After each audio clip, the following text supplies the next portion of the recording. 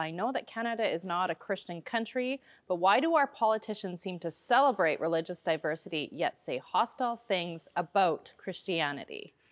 Well, what was the name again there? This is from Thomas. Thomas, thank you for your question. I noticed the word, why does it seem? And sometimes, Thomas, things seem a certain way. And I'm sure there are politicians in our country that say hostile things about Christianity. There are also politicians that say positive things. And sometimes we Christians get so emotionally attached to a political party or a politician.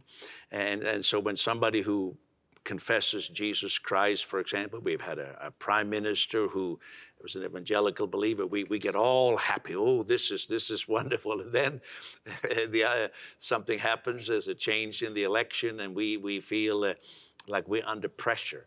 And so I want to suggest to you that the idea of religious diversity or any kind of diversity, it swings both ways. And what I would encourage you is to don't be so emotionally attached to a political party or a politician that this is now the right person. Our view is that Jesus Christ is the answer. That's not just a slogan.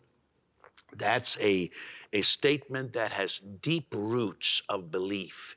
And so we don't look to a political party. Naturally, I'm the same as you are. If I see someone who espouses views that I seem to be congruent with my faith in Christ, of course I will support. I will cast my vote for such a politician.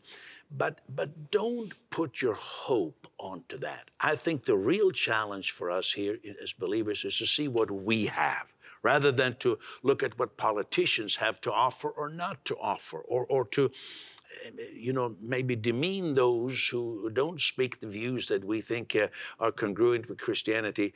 Let's focus on the gospel. And then, there's hope for everyone. Saul of Tarsus was arguably a terrorist. Think about that, a terrorist.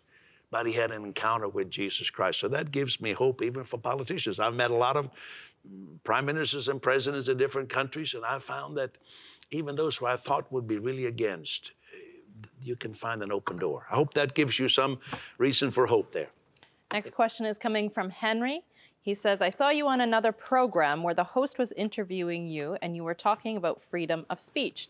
Do you really believe that freedom of speech could be under threat in Canada?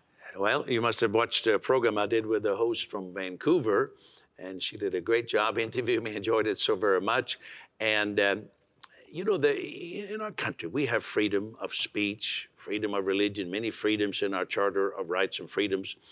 But I would say always we need to be alert that there could be a threat against those freedoms. We must never relax and feel like, oh, nothing can ever change. And so I don't see anything in the laws of the parliaments of Canada to limit the freedom of speech, for example. But what I do see and what concerns me is there's a sense of intimidation.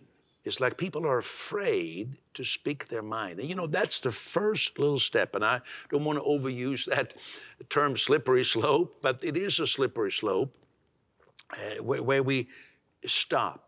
And then we say, and it even affects our thoughts. Oh, I don't want to think like that. Well, what if I say that? What if people don't like that? And so it's a part of our democratic society that we tolerate speech that we detest. Even things that we think is so, how could they say that? We tolerate it.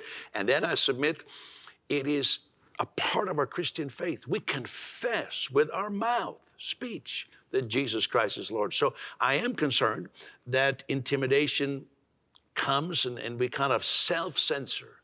And so that's what I was addressing.